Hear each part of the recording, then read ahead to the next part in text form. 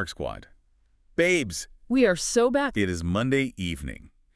And, babes, maybe it's the wine. That's definitely the wine. I mean, we are spiraling. The throw blankets are officially on the room. It's hovering a very chilly, very specific 68 degrees. Slightly chilly. Exactly how we like it.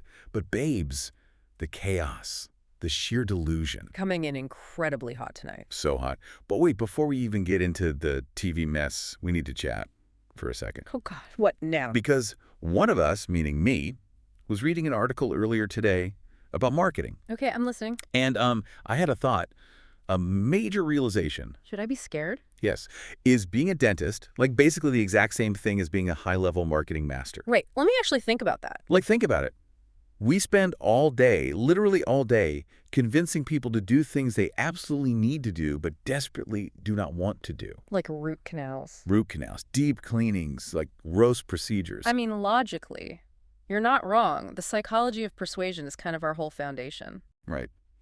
Babes, are we marketers? Is this our actual calling? We basically break down patient resistance for a living. It's just light, highly tuned emotional manipulation. I am spiraling. We are Don Draper, but with drill bits. Exactly. I mean, a patient comes in, they're in agony, and they still look us in the eye and go, can we just wait and watch it? Oh my God, yes. Watch it. Do what? Rot. Right. And we don't just say no.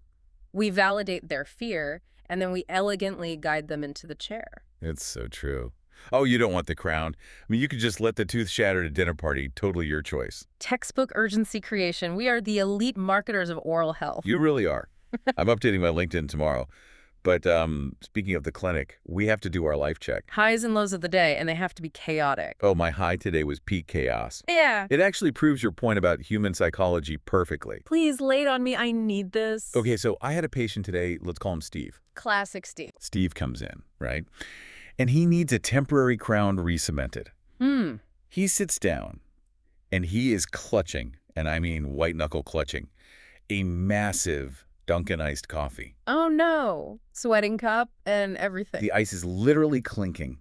He looks at me, completely deadpan, and says, I know you told me not to eat sticky things, but you never explicitly said I couldn't chew the ice at the very bottom of my caramel swirl. Stop it. He found a semantic loophole. The audacity, the loophole logic, I couldn't even be mad. The absolute mental gymnastics patients will do to justify chewing ice is astounding. That is a solid high. Right. I just looked at him and was like, Steve, you beat the system, now open wide. He didn't even try to hide the cup. That's true bravery. Exactly. But what was your low? Well, my low's a bit more mundane, but it brought me to the brink of an actual existential crisis this morning. Oh, God, I'm ready. You know those fitted sheets? The ones that claim to have, like, deep pockets to fit modern mattresses? Oh, I know exactly where this is going. Big linens. It is a systemic lie. I spent 15 chronological minutes fighting a fitted sheet. 15 minutes? Yes. I got the top left corner secured right. I stretched my entire body weight to the bottom right. I am sweating. I'm doing actual CrossFit on my bed. I am visualizing this, and I'm dying. And the literal millisecond, I lock in the bottom left. The top right snaps off like an industrial rubber band. Yeah. Yes. Smacks me directly in the face. I just stood there, defeated by elastic. I am physically hurting from laughing. Defeated by elastic. It's fine. Listen, speaking of fighting losing battles and making terrible decisions. Oh, boy. Snark Squad, buckle up. Gabes, we have an update from our friend Tanis. I need a massive sip of wine for this. I am pausing for dramatic effect. Because her international dating adventure, it's escalating. Quickly, very quickly. For anyone new to this specific brand of delusion, let me explain the lore. Tanis met a Spanish man online and a French man. Simultaneous international digital romances. Yes, both of them at the same time. And babes, she is visiting the French man next week. I'm sorry, next week. She's flying to France next week. Next week, I am screaming. She is packing her bags. This is unhinged. Think about the romance, the croissants.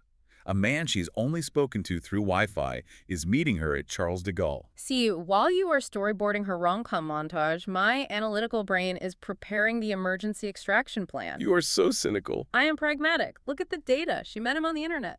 What if he doesn't look like his photos? He's gorgeous in his photos. What if he lives in a studio apartment the size of my dental operatory? What if he makes her pay for all the baguettes? Babes, You have to take risks for love. The red flags aren't just waving, they're being paraded down the Champs-Élysées. The risk assessment here gives me hives. But what if he is the one? You are romanticizing a situation that has a 95% chance of ending in a frantic call to the American embassy. Snark Squad, we need you. Tag TLC producers immediately. We really do. We need a camera crew following this chaos. Can you imagine the storylines?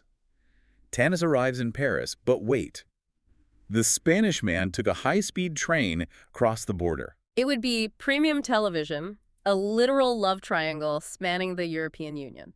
It writes itself. And honestly, it feels like the perfect bridge to the professional international delusion we witnessed this week. The transition is seamless. We need to talk about this week's episode titled The Act of Cobwebbing, which, by the way, is brilliant. It is the perfect title. For those who don't know, cobwebbing is a dating term. Right, like dusting off the cobwebs of past relationships. Exactly. You clear out the old contacts, let go of the exes, start fresh. But the irony is that literally no one on this show is clearing out any cobwebs. No, they are wrapping themselves tighter in them, like mummies. It's painful to watch. Let's start with the absolute heavyweight champions of cringe. Natalie, Gino, and the leopard print carpet of doom. The setup here is just a masterclass in mismatched expectations. Gino arrives in Hollywood, sweating in his little polo shirt. The polo shirt. It's always a polo shirt. He has convinced himself he's going to have this magical, exclusive week with Natalie. He literally tells the camera he wants to take it to the next level. Because they were intimate back in Michigan, and it was, quote, rockin'. Oh, God, the word rockin'. I physically recoiled into my blanket. Me too. Yeah. But the reality waiting for him at the hotel, Natalie's daughter, Bella, is there. And Bella is the only person on this network grounded in reality. She is not having it. Like, Bella's expecting a mother-daughter weekend to celebrate graduating cosmetology school. Which is a major life milestone. She wanted her mom's undivided attention, and Gino just hijacks the weekend. Hijack. And the greeting at the hotel, Bella looks at this man and she says, with actual ice in her veins, I'm surprised you're even here, to be honest. The temperature in my living room dropped below freezing. Reddit was absolutely feral over this. User The People's Dread said, Bella's one of us. We don't like Gino either. She is the voice of the people, but look at Gino's reaction. He is totally bewildered. Right. He says he expected a nice initial greeting. Why?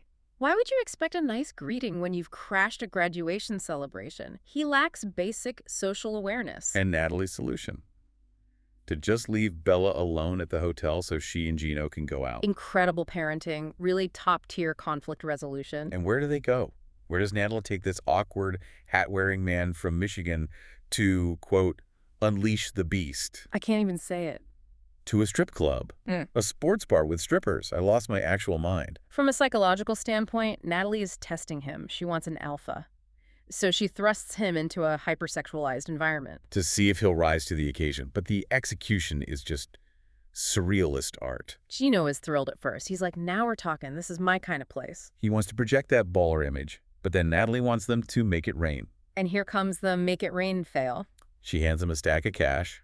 And Gino, he's holding the stack, but the bills are stuck together. He can't peel them off. He's fumbling like a toddler trying to shuffle a deck of Uno cards. So bad. He is desperately trying to project this alpha provider energy, but he can't even perform the basic mechanics of throwing singles. And he blames the ATM. He literally says these bills are all stuck together because they're fresh bills out of the ATM. I need some old bills. Sure, Gino. That's the problem. The snark on Reddit was immaculate. User Hugh Gray screamed, the bills aren't stuck together BC of the ATM, Gino. It's because he has no idea how to actually throw money in a club. User Nail and I literally gave instructions. Realistically, you aren't supposed to do it like that. You got to grab a handful and just throw it in the air. But he's over there trying to distribute them like he's dealing blackjack at a casino. It was so uncomfortable. And then they get a lap dance together. Gino's review. It was rockin'. He really thinks he nailed the assignment. But Natalie's review. It was okay. I think he's a little shy. She is looking for a predator, and she's dating a man who blames banking equipment for his lack of rhythm. Exactly. But wait, we have to talk about the conspiracy theories here, because this whole strip club setup, it feels produced. It's too weird. It really is. I was reading this article by Mick Jost on Cinema Blend, and he points out how bizarre it is that Gino miraculously finds a woman who looks like his ex. And who happens to love strip clubs in the exact same highly specific way that he does. What are the odds? Mick Jost literally asked, does he play the lottery? Because he should. So what's the theory? That she's an actress? The theory is that Natalie is a paid actress scouted by TLC, that this entire relationship is fabricated. Oh my God. Producers find out what Gino likes, scout someone who fits the bill, and set up contrived scenarios like handing them fresh sticky bills to make him look foolish. That makes so much sense. Uh-huh. Jasmine previously implied Natalie was paid to date her ex, right? Yes. The article suggests Natalie might be using Gino to soft launch her own reality TV career. Soft launching a reality career through Gino. But there's also the Reddit theory that I am obsessed with. Let's hear it. User Aggressive Credit 855 said, for all we know, Natalie is just doing all this with Gino, knowing Jasmine will watch and get upset, which would make Jasmine his best wing woman. Is Natalie just trolling Jasmine on national television? That is some advanced psychological warfare. It's entirely possible they're in a mutual parasitic relationship for screen time. Totally.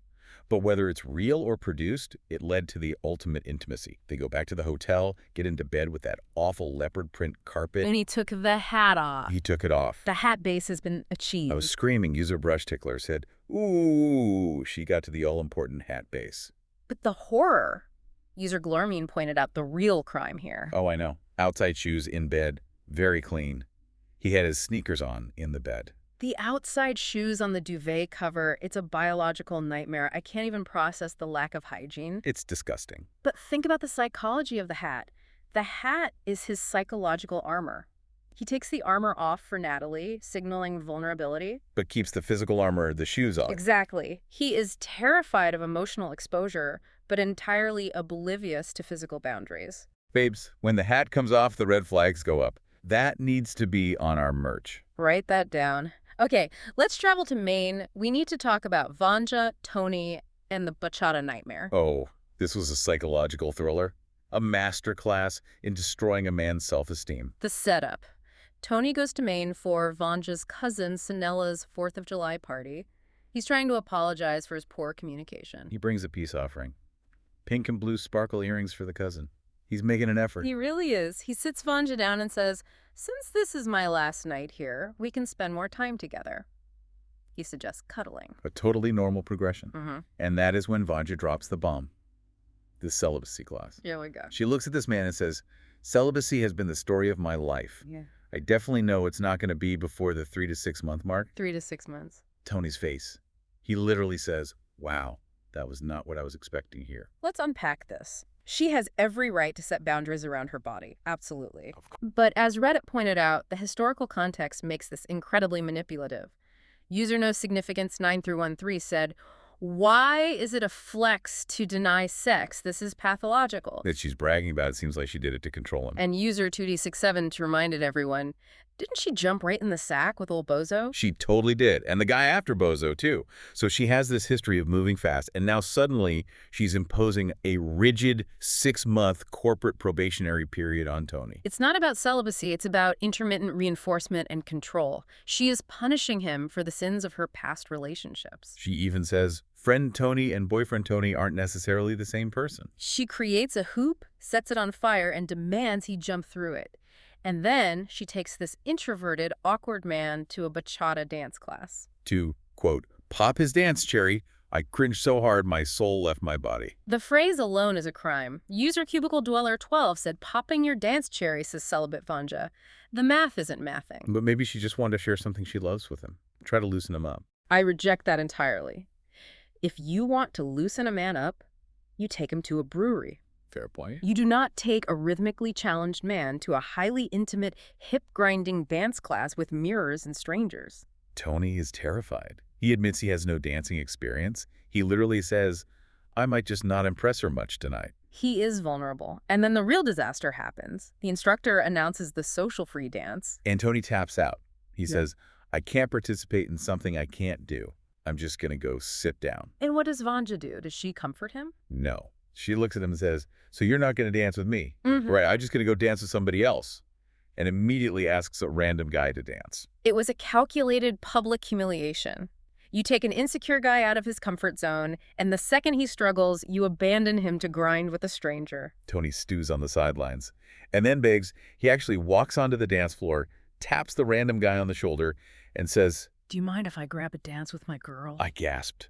I clutched my blanket. I was hiding under it. And Vanja is furious. She storms out, calling it control issues and jealousy. Gaslighting. Textbook. User Jealous Ball 1Fiend63 was brutal but accurate. She takes Tony to a dance class as a date, then leaves him. Tony's reaction was expected. She's not girlfriend material. Reddit was tearing them apart. User XLagMagnix dropped the absolute funniest observation. Tony looks constantly wet. I snorted when I read that. It's so mean but true. Monolith's a realness called Vanja and Alpha who wants to run the show. They are completely incompatible. They need to cobweb each other permanently. Seriously.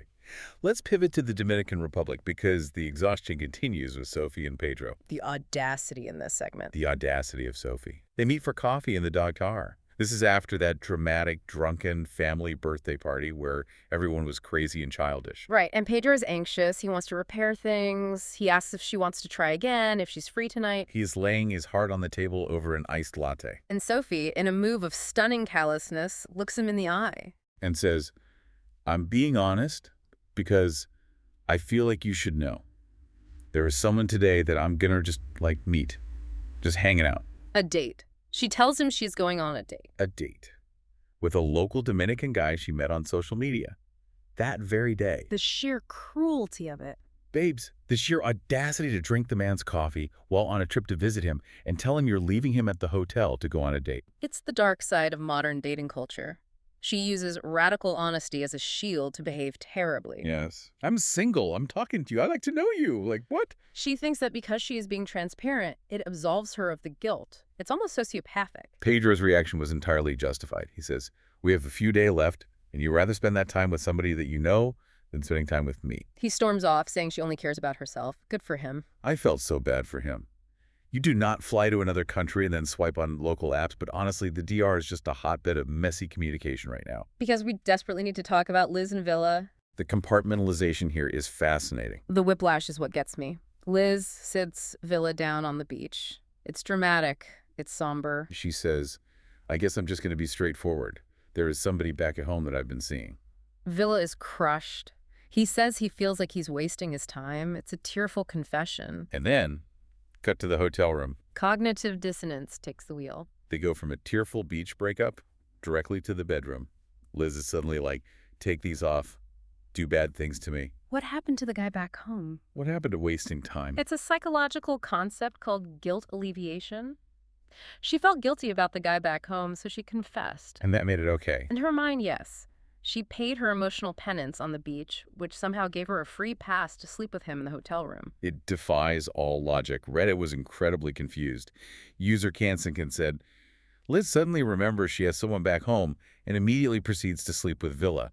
Lost respect for her. She basically confessed to cheating and then used it as foreplay. It's chaotic. It's so chaotic. But speaking of chaotic logic, we have to travel across the pond.